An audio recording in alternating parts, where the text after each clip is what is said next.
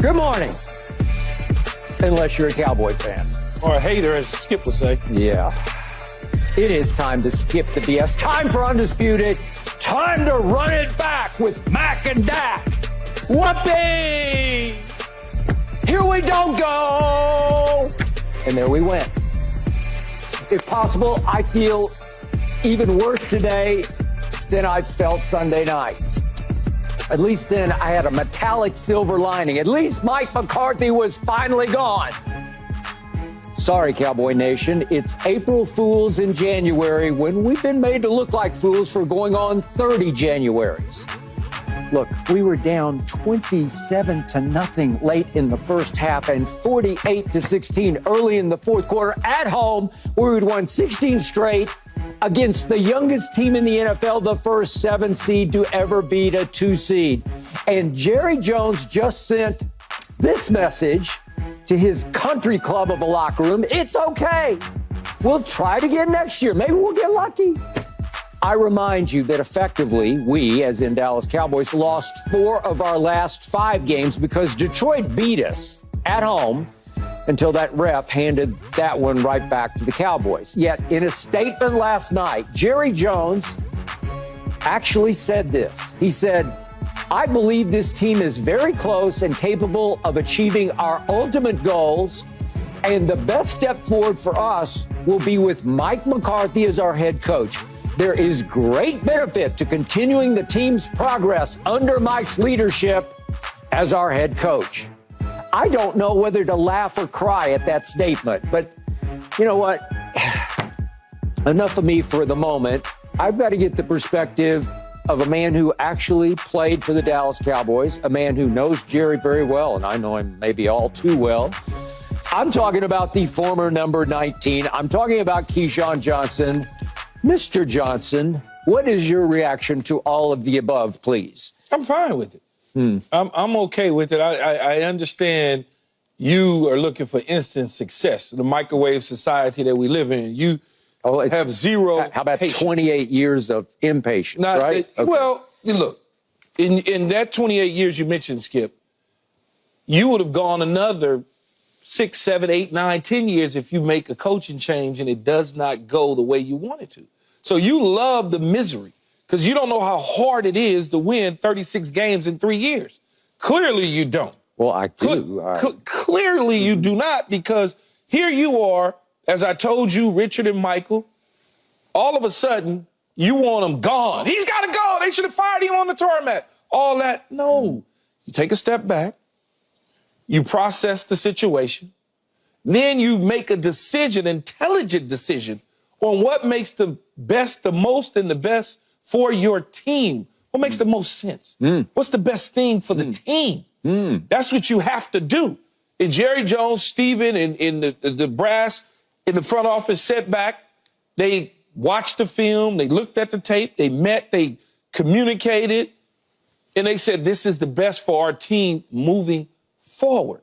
Obviously, there needs to be cleanup in certain situations. Penalties clearly needs to be cleaned up. They led the NFL in penalties. That's why you need to clean that up. Yeah. Clock management needs to be cleaned up. Late game situations, both on defense and offense, need to be cleaned up. All of that is fixable. Okay, now the question is, where does Dan Quinn sit in all this equation of a new head coach? I mean, a possibility of him becoming a new head coach. Does Jerry Jones say, I'm not going to start, because if you start a new defensive coordinator, you're going to have some bumps and bruises along the way. Check San Francisco 49ers, DeMeco Ryans, part of the staff, seamless transition from Robert Saleh. But the moment that they went outside the building to Steve Wilkes, they had to bring him from upstairs to downstairs to get things turned around. So there were some bumps along the way. If Dan Quinn all of a sudden takes one of these jobs that's available to him, now maybe you bring somebody in from the outside, because I don't know who I don't know the staff off the top of my head that would take over immediately. And maybe Al Harris would be. Maybe Al Harris. I'm assuming, I don't know, but let's assume it's Al Harris. Maybe the road is bumpy a little bit early on, but maybe it's not because he hadn't been a defensive coordinator in the past. We assume that may be the case. But if they bring somebody from the outside in, because I'm sure Dan Quinn would love for Al Harris to go with him to whether it's Seattle or Washington or wherever he's interviewing to be his defensive coordinator, okay, which is not a lateral move, but a move that moves him up, gives him an opportunity, even if Dan Quinn is calling the defense. So you say, oh, my God, that was Jerry wasn't thinking. He wants us to stay the same. Keyshawn, you want us to be the same so you can poke fun at us? No, that is true. It's the right move. How about this, though, Skip? Because you don't think, in my opinion, when it comes to these sort of things, because your emotions are so driven to the Dallas Cowboys. What if Bill Belichick did not want the job?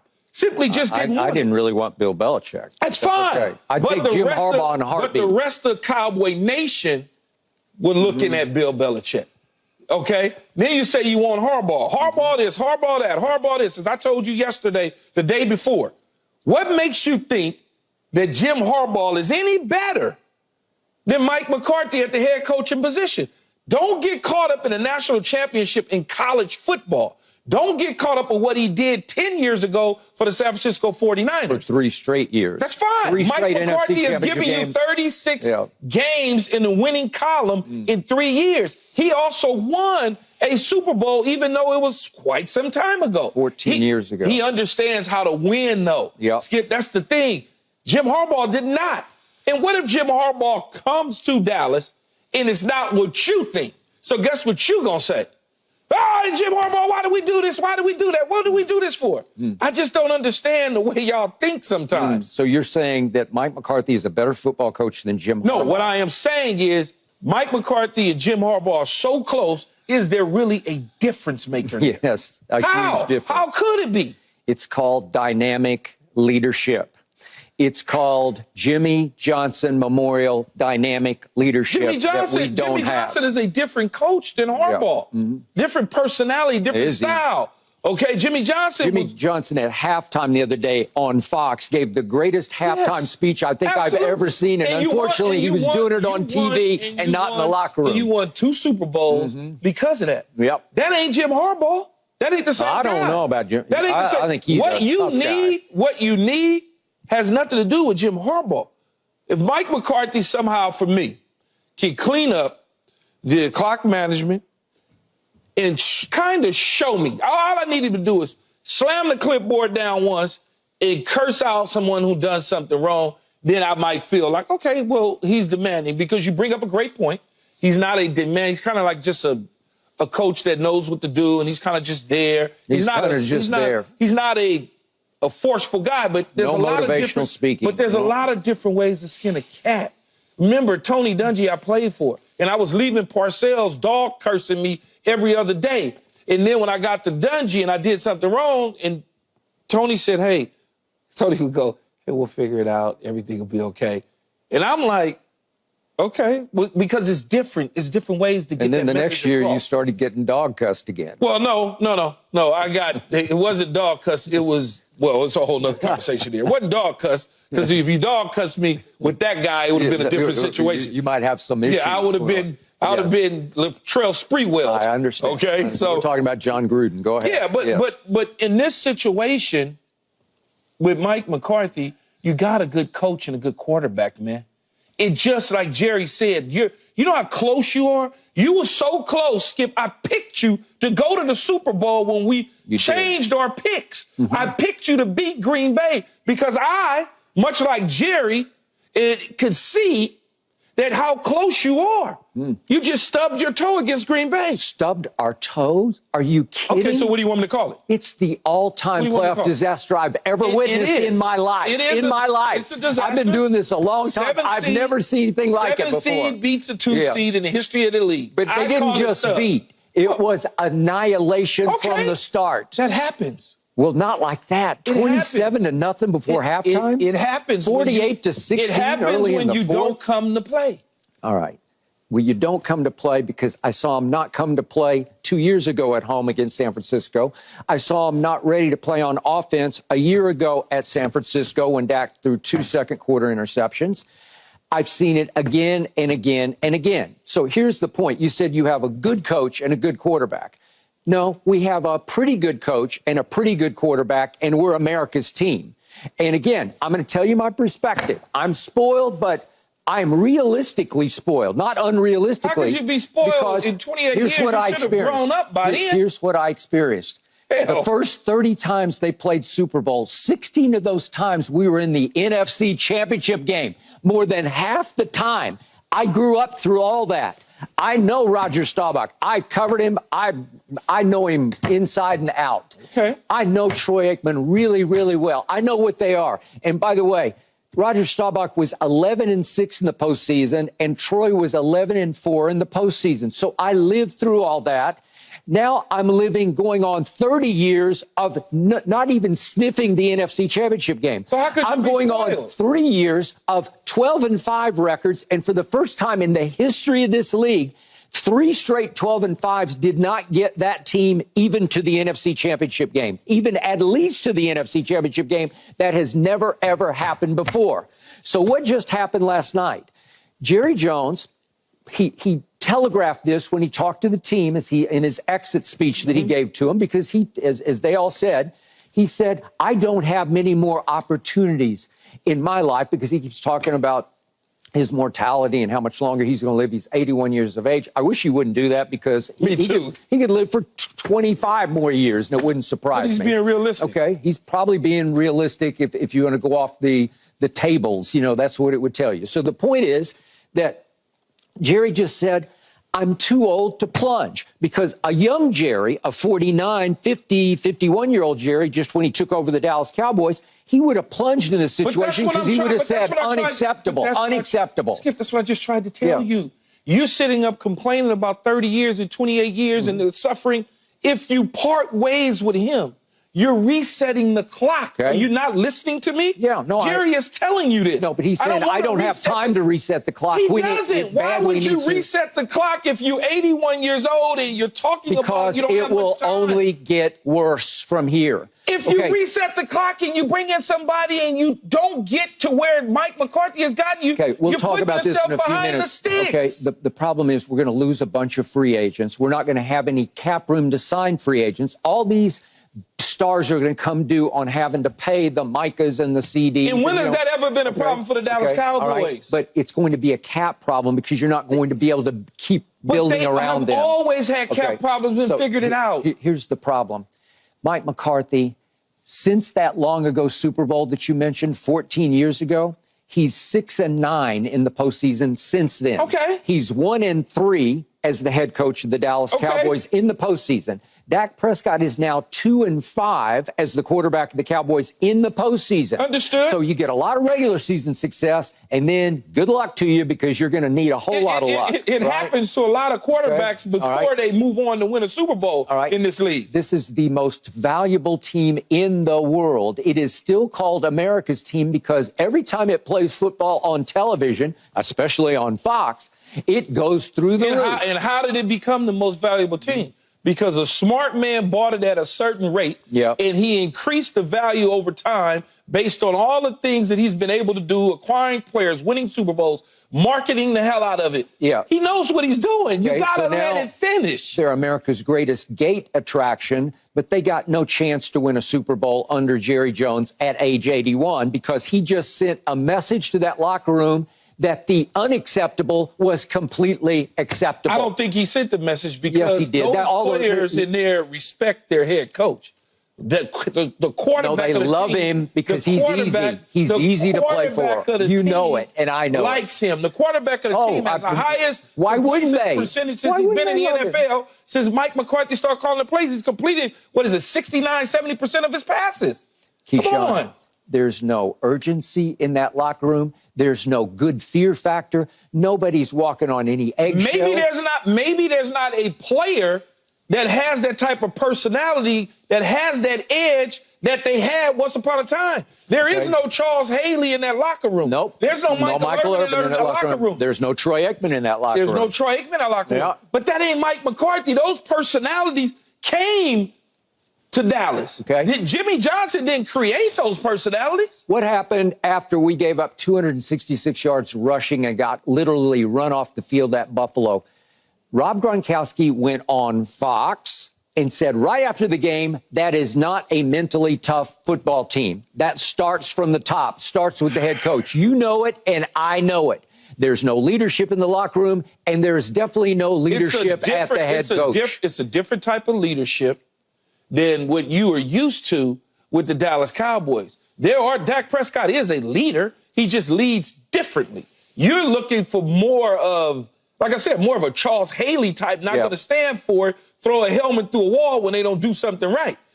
You don't have that type of player. Okay. This is not the Tampa Bay Buccaneers when we had nothing but players with attitudes. Don't even start. But that's the way our team was built. It's like apples and rotten oranges is what you're talking about. Our team was built a certain way. Our head coach was not like that. Our head coach was nice and calm in everything. He approached it differently. But are you talking about Tony? Tony Dungy approached it differently. Tony has inner strength to him that is palpable to me. It's just you can feel it. It's a different way. It's a different way of coaching. Tony is a natural-born leader in his way, much more than Mike ever was. He leads differently. Well, he doesn't lead at all. There's no leading. He can call plays. I'll give you that. So in the regular season, you got a chance next year to have the #1 scoring team in football. You got a chance. Yes, and hopefully you can capitalize on that, though, Skip. So what happened this year? If you step back from it and you say, okay, what did Mike McCarthy achieve this year?